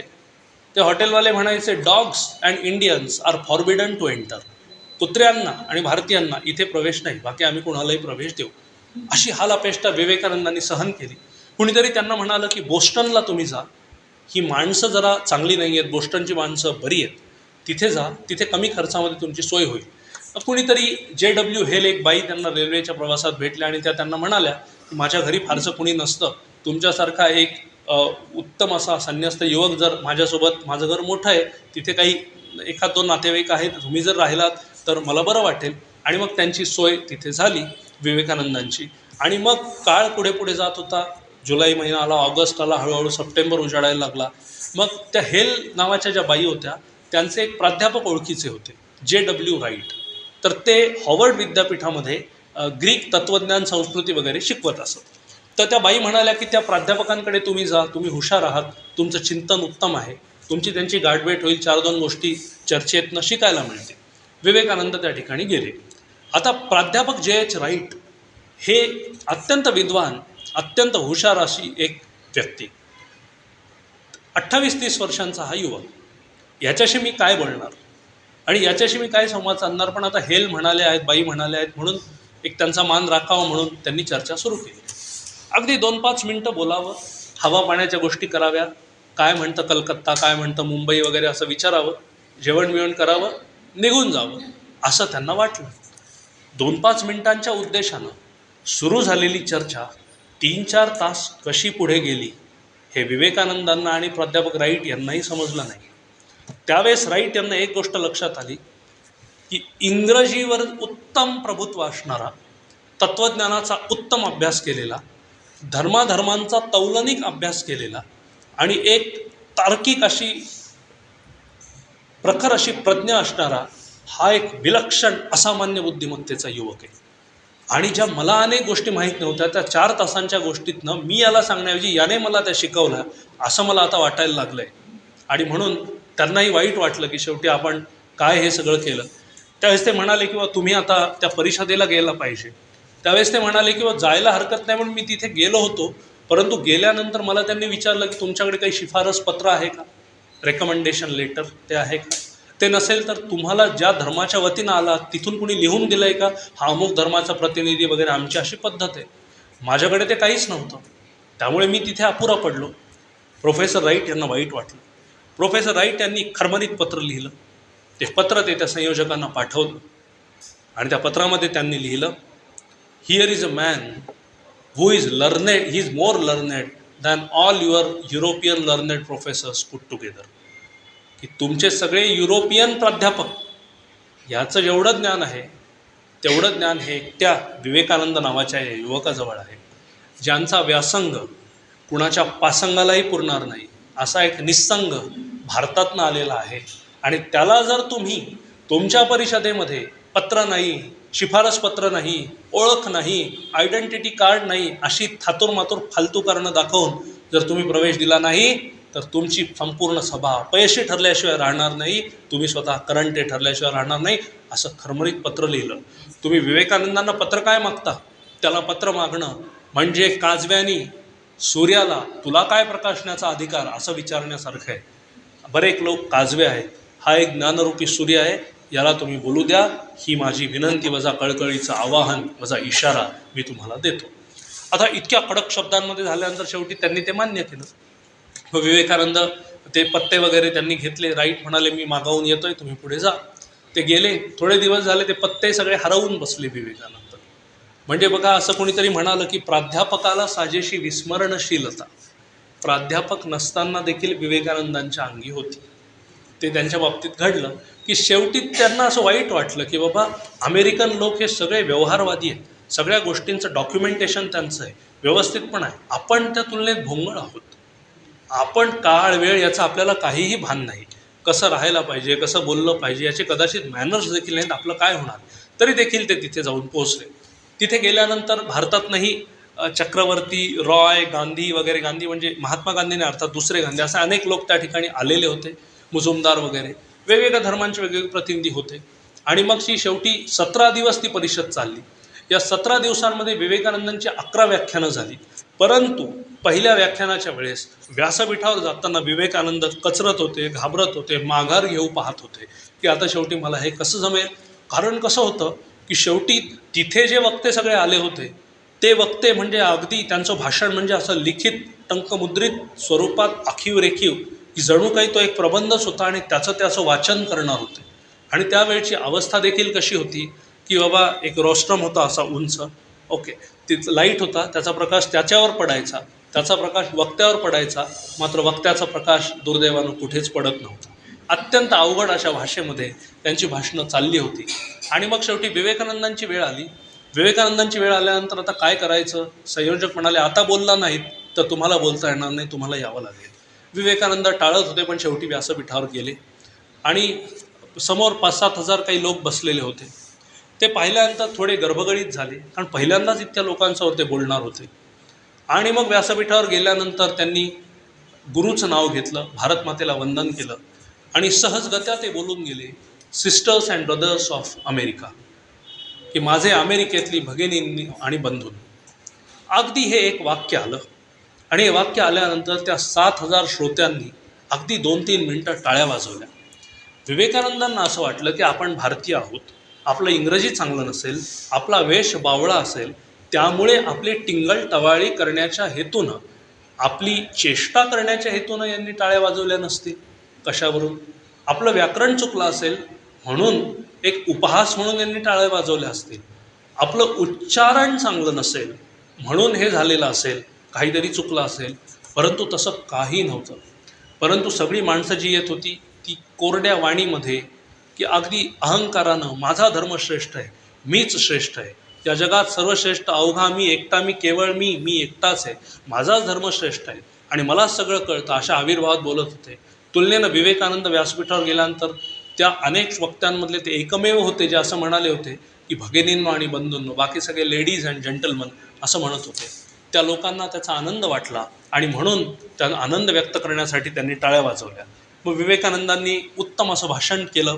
ते भाषण 3-3.5 मिनिटांचं होतं, परंतु त्या भाषणाचा प्रभाव खूप झाला. त्यांनी भारतीय संस्कृतीबद्दल, हिंदू धर्माबद्दल 4-2 गोष्टी सांगितल्या आणि आमचा धर्म हा कोणी एकाने स्थापन केलेला नाही, तर तो अनेकांचा धर्म आहे आणि आमच्या धर्मामध्ये आम्ही दुसऱ्यांच्या धर्माला द्वेष करणं वगैरे वगैरे अशी शिकवण देत नाही, सर्व धर्मांचा आदर कसा केला पाहिजे हे आमचा धर्म वगैरे शिकवतो, असं त्यांनी बरंच काही 400-500 शब्दांमध्ये सांगितलं. ती सभा प्रचंड गाजली आणि मग आयोजक म्हणत होते, आम्हाला वाटलंच होतं की हा माणूस हुशार असावा, तरी मी याला म्हणत होतो बरं का XYZला की पत्र वगैरे मागण्याची गरज नाही, पण तो मेला करंट ऐकतो कशाला, अशा प्रकारचं एक सुरू झालं. एखादा माणूस खूप साधा फाटका बावळटे वाटल्यानंतर आपण दुर्लक्ष करतो, परंतु थोडं काही कळल्यानंतर तरी मी सांगतच होते की नाही, मी म्हटलं होतं हिला, पण ही ऐकत नव्हती, असं आपलं सुरू होतं. तसं तिकडे मानवी प्रवृत्ती एकच. ते सगळं झालं. ते विवेकानंदांचं व्याख्यान प्रचंड गाजलं. सगळ्या वृत्तपत्रांमध्ये मथळे हेडलाईन्स आल्या किंवा कोण आलेला आहे हा माणूस, भारतातला एक युवक आहे, हिंदू धर्माबद्दल बोलतोय, अप्रतिम व्याख्यान केलं, अप्रतिम त्याचं बुद्धिचातुर्य, वाक्चातुर्य, भाषा, काय बोलायचं कामच नाही वगैरे वगैरे, असं सगळं झालं. हे झाल्यानंतर मग काही दिवसांनी, 2-4 दिवसांनी दुसरं व्याख्यान झालं. तेव्हा ते व्याख्यान होतं व्हेअर वी डिसअग्री, की धर्माधर्मांमध्ये भेद का, कलह का, तर मुळामध्ये आपली जी संकुचित वृत्ती आहे हेच याचं कारण आहे. तिसरं व्याख्यान त्यांनी religion not the crime but the need of the world, की रिलिजन म्हणजे धर्म ही एक जगाची गरज आहे, हा काही गुन्हा नाही, अशा प्रकारचं व्याख्यान दिलं. आणि मग त्यांची अनेक व्याख्यानं त्या ठिकाणी झाली. विवेकानंद 3-3.5 वर्ष त्या ठिकाणी राहिले. त्या ठिकाणी राहिल्यानंतर त्यांनी भारतामध्ये मध्ये ते आले, परत तिकडे गेले, 2दा युरोप, अमेरिका, इंग्लंड इकडे फिरून आले. तिकडे त्यांनी विद्यापीठांनी त्यांना विनंती केली की आम्ही तुमच्यासाठी अध्यासन सुरू करतो, तुम्ही या ठिकाणी राहा. पण विवेकानंद म्हणाले, मला नोकरीचा पाश सोसणार नाही आणि मला हे काही जमणार नाही, मी माझ्या भारतमातेची सेवा करण्यासाठी मला तिकडं जायला लागेल, काही कारणासाठी मी इथे आलो होतो, परंतु आता मला जावं लागेल. मग 3-3.5 वर्ष राहिले. त्यांनी अनेक वेदांवर, उपनिषदांवर, हिंदू धर्मावर, हिंदू संस्कृतीवर, वेगवेगळ्या महापुरुषांवर अनेक भाषणं दिली, योगाचे वर्ग चालवले, भरपूर काम केलं. 3.5 वर्ष ते झाले. मग 3.5 वर्ष त्या सुधारलेल्या भूमीमध्ये राहिल्यानंतर कोणीतरी त्यांना, एका पत्रकाराने विचारलं की ते कार्यक्रम होता, त्यांना सगळे निरोप देणार होते, ते भारतात परत येणार होते. एका पत्रकाराने विचारलं की तुमचं तुमच्या मातृभूमीवर तेवढंच प्रेम आहे का जेवढं 3.5 वर्षांपूर्वी या देशामध्ये येण्यापूर्वी तुमच्या मातृभूमीवर होतं? त्यावेळेस विवेकानंद म्हणाले की माझं माझ्या मातृभूमीवर तेव्हा फक्त माणसांवर प्रेम होतं, परंतु आज मला माझ्या मातृभूमीतली अगदी जमीन, खडक, नद्या, पर्वत, त्यानंतर झाडं, पशु, प्राणी, पक्षी सगळे प्रिय झालेले आहेत. मला त्याची, मातृभूमीची प्रचंड आठवण होते आहे. म्हणजे सावरकरांची जी सागरा प्राण तळमळला ही जी भावना होती, तीच विवेकानंदांनी देखील त्यांच्या भाषेमध्ये तिथे व्यक्त केली. आणि ते म्हणाले, the soil of India is the highest heaven to me, की माझ्या देशातली धूळसुद्धा मला आज स्वर्गा समान प्रिय आहे, एवढा मला माझा देश प्रिय आहे. आणि मग टाळ्यांचा कडकडाट झाला आणि विवेकानंद कोलंबोमध्ये वगैरे आले, त्यांचा सत्कार वगैरे तिथे झाला आणि पुढे ते भारतामध्ये आले. भारतामध्ये येण्यापूर्वी म्हणजे अमेरिकेत असताना त्यांनी अमेरिकेतल्या लोकांवर बरीच टीका केली की तुम्हाला लाज वाटली पाहिजे, तुम्ही तुमचे मिशनरीज भारतामध्ये पाठवता, तुम्हाला काय वाटतं आमच्या भारतामध्ये धर्म नाही आहे? आमच्या भारतामध्ये धर्म आहे. आमच्या देशातला भिकारी भीक मागण्यापूर्वीसुद्धा देवाचं नाव घेतो, एवढा धर्म आमच्या देशामध्ये आहे. आमच्या देशातला धर्म हा एकदम उत्तम असा धर्म आहे. त्याला तुम्ही बाटवण्याचं आणि धर्मांतरण करण्याचं काम करता मी तुमचा निषेध करतो, असं म्हणून विवेकानंदांनी त्यांच्यावर तिकडे बरीच टीका केली. त्यानंतर ते म्हणाले की आमच्या देशामध्ये बेरोजगारी आहे, ती दूर करण्यासाठी जर काही करता येत असेल तर तुम्ही या. आमच्या देशाला विज्ञानाची कमी आहे, ते शिकवण्यासाठी तुम्हाला यायचं असेल या. आमच्या देशात तंत्रज्ञान फारसं कोणाला माहीत नाही आहे, ते शिकवायचं असेल तर तुम्ही या, परंतु धर्म वगैरे या गोष्टी शिकवू नका. आमच्याकडे धर्म हा 5वीला पूजलेला असतो वगैरे वगैरे, असं त्यांनी तिकडे त्या लोकांना निक्षून सांगितलं. भारतामध्ये आल्यानंतर भारतातल्या लोकांवर त्यांनी टीका केली की मी अमेरिकेमध्ये तुमची बाजू लावून धरली, परंतु आता तुम्हाला सगळ्यांना एक झालं पाहिजे. हिंदू, मुस्लिम, शीख, ख्रिश्चन हे भेद करता कामा नयेत. इंग्रजांनी आपल्यावर राज्य केलं, त्याची आपल्याला लाज वाटली पाहिजे. आपण लवकर स्वतंत्र झालो पाहिजे. आपण अमेरिकन आणि इंग्लंडच्या लोकांना नावं ठेवतो, साधी सुई बनवण्याची सुद्धा आपल्याला अक्कल नाही. त्यांनी तिकडे कारखाने उभे केले. हे तुम्हाला जमायलाच हवं. संशोधक वृत्ती, विज्ञानाची वृत्ती, प्राध्यापक कसले होता, वकील व्हा, इंजिनियर व्हा, उद्योजक व्हा आणि या देशाला तंत्रज्ञान असेल, विज्ञान असेल, उत्पादन असेल, या गोष्टींमध्ये पुढे न्या.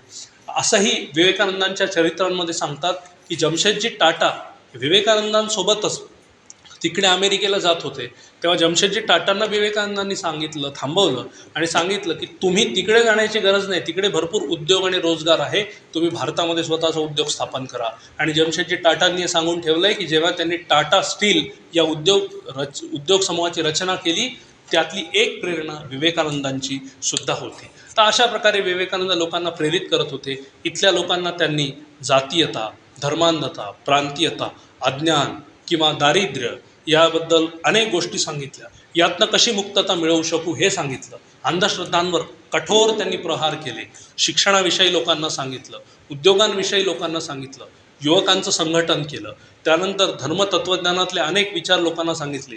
सेवेचं क्षेत्र त्यांनी निर्माण केलं की रामकृष्ण मठ आणि रामकृष्ण आश्रम याच्याद्वारे आपण रोग्यांची, प्लेग आला सेवा कर, दुसरा काही रोग आला सेवा कर, कुणाला हिवताप झाला असेल, कॉलरा असेल वगैरे वगैरे, त्या झोपड्यांमध्ये जा, वस्त्यांमध्ये जा, तिथल्या लोकांची सेवा कर. नररूपी नारायण हो, मूर्तीमधला नारायण नको. तर शेवटी माणसामध्ये नारायण राहतो आणि शिवभावे जीवसेवा, की शिवाच्या भावनेनं तू जीवाची सेवा कर, अशा प्रकारचा भाव त्यांनी पसरवला. 2-4 वर्ष त्यांनी या ठिकाणी, म्हणजे ते साधारण 93ला गेले तिकडे, 96-97ला आले, तेव्हापासून अगदी 1902पर्यंत 5 वर्ष त्यांनी हे सगळं काम केलं आणि साधारण वय वर्ष 39 असताना त्यांचं महापरिनिर्वाण झालं. कुणीतरी रामकृष्णांना सहजगत्या विचारलं होतं की नरेंद्राचं आयुष्य किती असेल. त्यावेळेस ते म्हणाले होते की हा जेव्हा झोपलेला असतो तेव्हा याचा श्वास जोरामध्ये चाललेला असतो आणि असं मला वाटतं की याचं आयुष्य फारसं नसेल, 40पेक्षा हा जास्त जगणार नाही. रामकृष्ण असंही म्हणाले होते की विवेकानंदांना, म्हणजे नरेंद्रला जेव्हा लक्षात येईल की त्याचं काम या भूतलावर संपलेलं आहे, आपोआप त्यानंतर त्याचा मृत्यू, महापरिनिर्वाण झालेला असेल. आणि शेवटी तसंच घडलं. विवेकानंद शेवटी त्यांच्या मृत्यू जवळ आल्यानंतर असं म्हणाले होते की पुढच्या 1500 वर्ष पुरून उरेल एवढं काम मी आता करून ठेवलेलं आहे. परंतु एका विवेकानंदानं काय केलं हे समजून घेण्यासाठी दुसरा विवेकानंद जन्माला यायला लागेल. जोपर्यंत असे अनेक हजारो विवेकानंद जन्माला येणार नाहीत तोपर्यंत काहीही या देशाचं होणार नाही, असं विवेकानंद म्हणाले होते. आणि त्यांचं महापरिनिर्वाण झालं. महापरिनिर्वाण झाल्यानंतर अगदी त्यांच्या जीवनाच्या आणि या भाषणाच्याही आपण अगदी शेवटच्या 2-5 मिनिटांवर आहोत. त्यांचा देह त्या ठिकाणी, ती चिता जी होती ती रचली होती, त्यांचा देह त्या लाकडांवर ठेवला होता, त्याला अग्नी देण्यात येणार होता. त्यांच्या आई बाजूला बसलेल्या होत्या. स्थिती बघा कशी असते. स्थिती अशी असते की साधारण आईचं वय 75-80 होतं, मुलाचं वय 40-45-50 जे काय असेल ते असतं. आणि आई वयोवृद्धतेमुळे, आजारामुळे, कशामुळेही या जगातनं निघून जाते आणि मुलगा शेवटी त्या अग्नी देण्याचं काम करतो. इथं चित्र उलटं होतं. 40 वर्षाचा नरेंद्र नावाचा पुत्र, जो जगविख्यात झाला होता, त्रिखंडकीर्ती तत्ववेत्ता झाला होता, संन्यास घेऊन निघून गेला होता, हा बालपणाचा नरेंद्र, ते जगप्रसिद्ध असणारा विवेकानंद, हा प्रवास अगदी 2-3 मिनिटांमध्ये विवेकानंदांच्या आईच्या डोळ्यासमोरून तरळून गेला. रामदासांना जसं, रामदासांच्या आईला रामदासाचं किंवा शंकराचार्याच्या आपण मागं बघितलं आईला, शंकराचार्याचं सानिध्य फारसं लाभलं नाही. विवेकानंदांचंही तसंच झालं. मग त्या आईला हेही आठवलं की मध्यंतरी जेव्हा तो भारतात परत आला होता त्यावेळेस मी त्याला विनंती केली की नवसाने तू झाला होतास, त्यामुळे चारीधामाची यात्रा मला घडवून आण. तेव्हा चारीधामाची यात्रा त्याने मला घडवून आणली होती. मी त्याला असं सांगितलं होतं की मला इथे इथे जायचं आहे, काशी विश्वनाथ असेल, बद्रीनाथ, केदारनाथ वगैरे वगैरे. त्याने ते केलं होतं आणि जागोजागी त्याचा सत्कार लोक करत होते. तर तो हार काढत असे आणि माझ्या गळ्यात घालत असे आणि तिथल्या लोकांना सांगत असे की मी जो काही आहे तो माझ्या आईमुळे आहे. आईने जन्म दिला, तिने संस्कार केले म्हणून मी पुढे गेलो आहे. मला नतमस्तक होऊ नका, माझ्या आईनं मला सगळं काय माझ्यासाठी केलं आहे. हे सगळं त्या आईला डोळ्यासमोरून तरळून गेलं. आणि मग आता अग्नी देण्याची वेळ येणार होती. 3:30 म्हणजे तिथे तो सगळा देह ठेवलेला होता आणि हे सगळं चित्र त्यांच्या डोळ्यासमोर येऊन गेलं. आणि त्या असं म्हणाल्या की बाळा, तू एक साधारण कुणीतरी होतास आणि मग तू आज या जगातल्या या अवस्थेला पोहोचला. आज तुझ्या या कर्मामुळे तुला नमस्कार करण्याची वेळ माझ्यावर आलेली आहे. मी तुला आज नमस्कार करते. मला आनंद आहे की मी अशा पोराला जन्म दिला. मी तुला मनापासून नमस्कार करते. पोरा, तुझा हा देह नश्वर आहे, प्राणीमात्रात ईश्वर आहे असं तू म्हणायचास, ते खरं आहे, ते मला पटतंय. पण एक कर, जेव्हा तू जाशील तेव्हा परमेश्वराला विनंती कर की माझ्या मागोमाग माझी आई येणार आहे, म्हणून हा 3.5 फुटांचा जो देह आहे त्याच्या बाजूलाच माझ्या आईसाठी सुद्धा काही एक जागा राखून ठेव. पोरा, तू गेलास तरी हरकत नाही. अशा प्रकारचं त्यांनी आवाहन केलं. शेवटी अग्नी देण्यात आला आणि मग त्या अग्नी देण्यात आल्यानंतर त्यांची जी शाल होती त्यातले काही धागे उडून पडले असं म्हणतात. भगिनी निवेदिता, ज्यांच्यावर मागे एक व्याख्यान झालं छान, त्या भगिनी निवेदिता बसल्या होत्या. त्यांनी तो धागा तसाच जपून ठेवला की माझ्या गुरुची ही शेवटची आठवण वगैरे वगैरे. तर बघा, राजकारणाच्या कुठल्याही प्रांतामध्ये न पडता, प्रसिद्धीच्या कुठल्याही गोष्टींमध्ये न अडकता, धर्म, समाज, तत्त्वज्ञान आणि राष्ट्रकार्य याच्याद्वारे अवघं 39 वर्षाचं आयुष्य जगणारं, पण पुढे 3900 वर्ष पुरून उरेल इतके उत्तम काम विवेकानंदांनी करून ठेवलेलं आहे. आज मला असं वाटलं होतं की जर कदाचित इथे युवक मोठ्या संख्येने असले असते तर विवेकानंदांच्या युवकांच्या संदर्भातलं काही एक चिंतन व्यक्त करता आलं असतं. परंतु विवेकानंदांचं संपूर्ण जीवन सांगण्यासाठी जिथे 3-4 तास लागू शकतात, तिथे त्यांचे विचार सांगण्यासाठी आणखीन 3-4 भाषणं करायला लागतील. पुढे जेव्हा केव्हा जमलं तेव्हा आपण ते नक्की करू. परंतु विवेकानंदांच्या संदर्भातल्या ज्या काही गोष्टी होत्या, त्यांच्या चरित्र जे काही होतं, जे उभं करता आलं, जे मला माझ्या पात्रतेनुसार करता आलं, परंतु वीरा करंदीकरांनी विवेकानंदांचं चरित्र लिहिलेलं आहे, ते वाचायला हरकत नाही. किंवा चंद्रकांत खोत यांनी बिंब प्रतिबिंब नावाची विवेकानंदांवर एक आत्मचरित्रात्मक कादंबरी लिहिलेली आहे. ती कादंबरी देखील आपण वाचायला हरकत नाही. अगदी रामकृष्ण आश्रमामध्ये दांडेकर पुलाजवळ आपण गेलात तर तिथे ती पुस्तकं मिळतील. विवेकानंद केंद्रामध्येही आपल्याला यातली काही पुस्तकं मिळतील. एवढं सगळं बोलून मी आपल्या सर्वांची रजा घेतो. आपल्या सर्वांचे आभार मानतो. धन्यवाद.